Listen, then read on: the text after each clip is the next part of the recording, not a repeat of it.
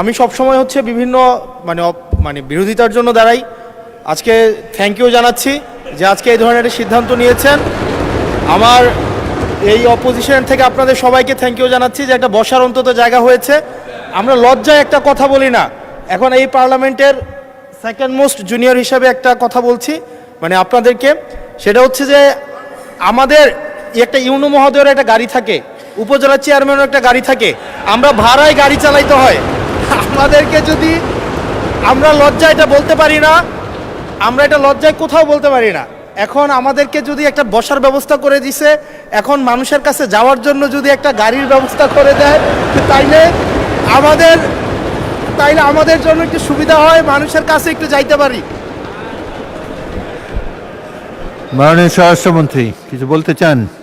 Speaker, মাননীয় speaker আপনাকে ধন্যবাদ। আজকে এমপিদের প্রাপ্তির পরে অপ্রাপ্তির খবরটা বলতে চাচ্ছিলাম না।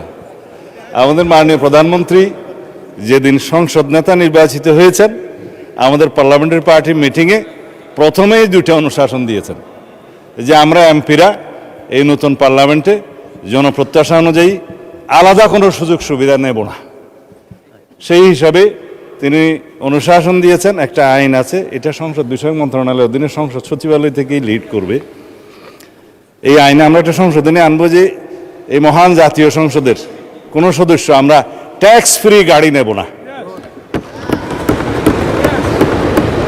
এইটা মাননীয় সদস্য বাদে বাকি সবাই তালে দিছে, কিন্তু আমাদের মানুষ সদস্য ছাড়া দিছে।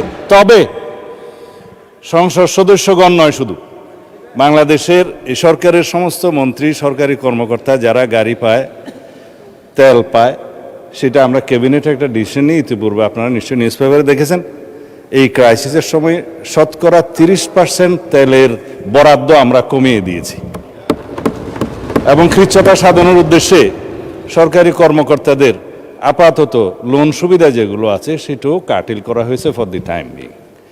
এই সমস্ত এগুলো আমরা সবই জনবান্ধব এবং জনপ্রত্যাশা অনুযায়ী যাচ্ছি, আমাদের মাননীয় প্রধানমন্ত্রীর নির্দেশনা অনুযায়ী। মাননীয় সংসদ সদস্য নিশ্চয়ই অফিস পেয়ে খুশি হয়েছেন, আবার গাড়ি না পেলে নাখুশ হবেন।